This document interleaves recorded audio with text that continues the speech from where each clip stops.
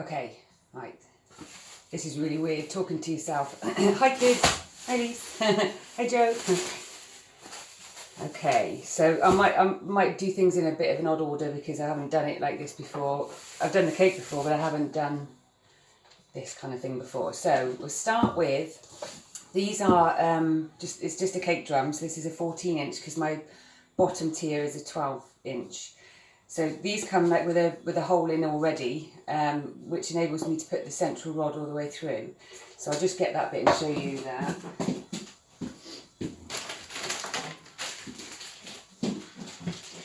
So it comes pretty long, so you'd be able to probably do like a 6-7 tier with it if you wanted to.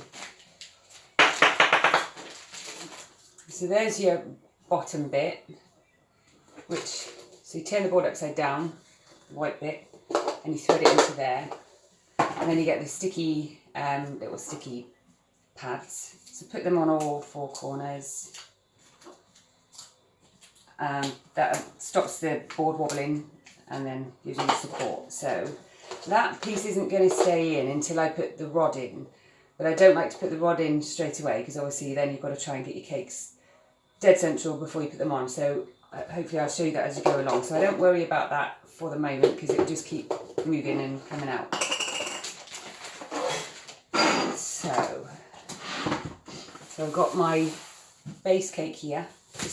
I've done 3 separate layers for each cake. So I bake them all separately. I prefer to do it that way. I think it looks neater, more fuss to start with, but less fuss afterwards, if you see what I mean. So I've got 3 of those. And then I wrap them in cling film because I make them a couple of days in advance. And then now I just need to take off the top. So you don't need an awful lot of kit for all of this. Quite basic really, but obviously a turntable, really important. But they're probably £15 and I've had this one for 5 years. The cake leveler is really important because obviously you need to get them dead level every time, then you've got no imbalance with anything. So you basically, I don't know if you can see that well enough, measure it against your cake first, and I can see that it's too low. So pop it up a couple of notches either side. And if you're really sad like me, you always count them and make sure that you've got exactly the same 4, 5, 6, 7, 8, 10 each side, so it's always level. 1, 2, 3, 4, 5, 6, 7, 8. Because sometimes it's easy to get distracted and then you realise it's 10 on one and 8 on the other or something like that. So actually it could afford to go up another 1.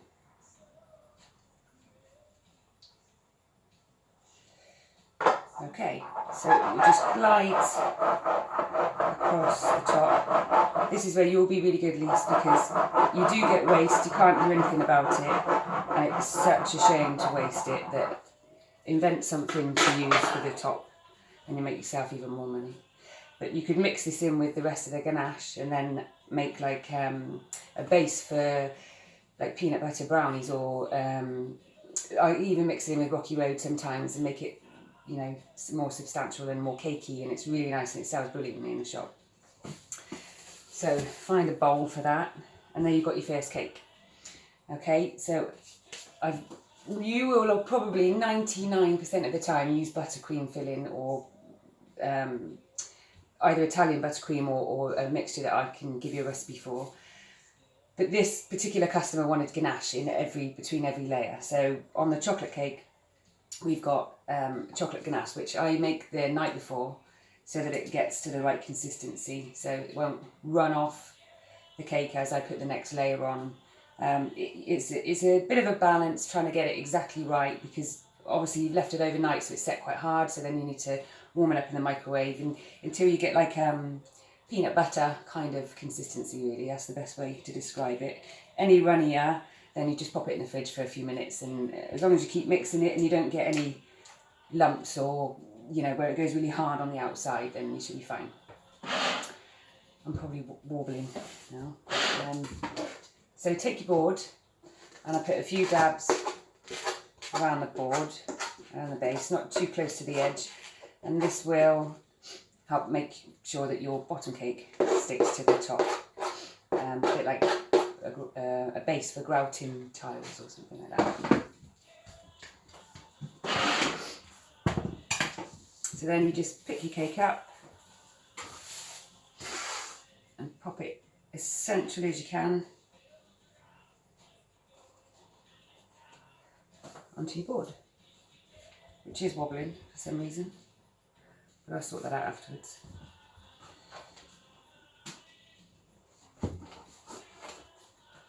Okay, so that's your base. So then pop it on your turntable, grab some ganache, oops, and splot it everywhere.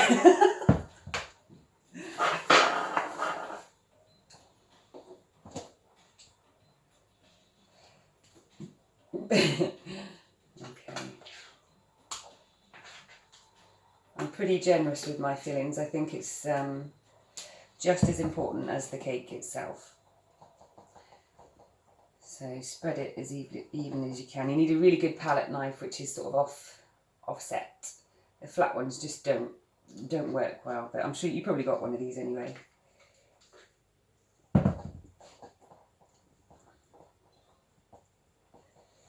So spin it round and it helps you get it nice and even all the way.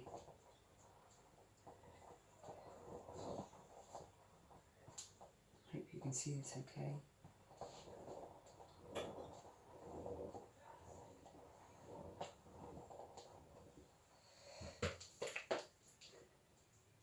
It's a little bit harder to work with than buttercream ganache because it doesn't flow quite as smoothly as buttercream. You can get buttercream really level really quickly, but what also helps is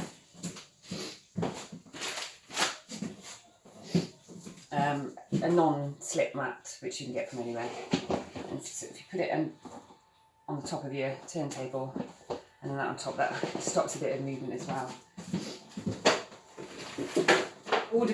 A lot of it depends on the weight of the cake, and you'll see this one is going to be extremely heavy. So yeah, that's better.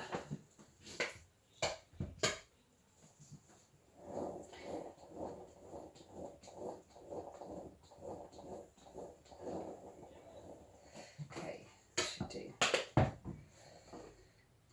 So pop that aside, and then onto the next layer.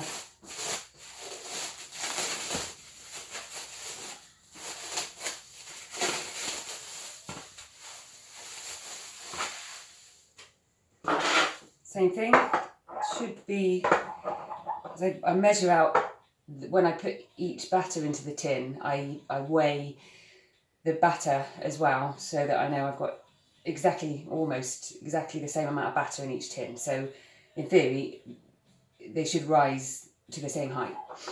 Sometimes it depends, if you put them in a different part of the oven, you might get a slight variation. One might have domed a little bit more than the other.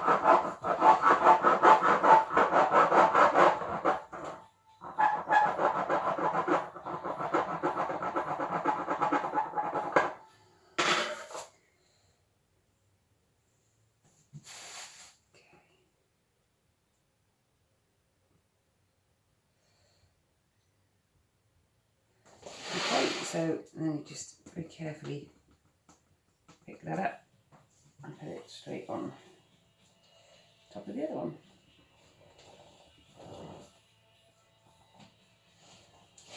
Sorry, let's see. So just trying to make sure you've got it as level as possible.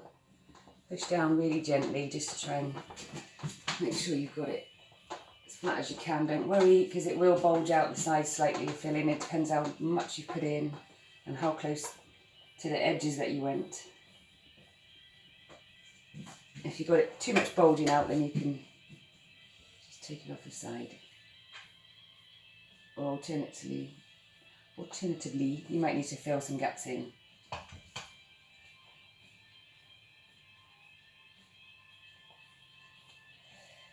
So I'm going to pause this here and do a few more of the other tiers as well, because otherwise, it's completely repetitive. and then I'll show you a bit more when we start putting it all together. Okay.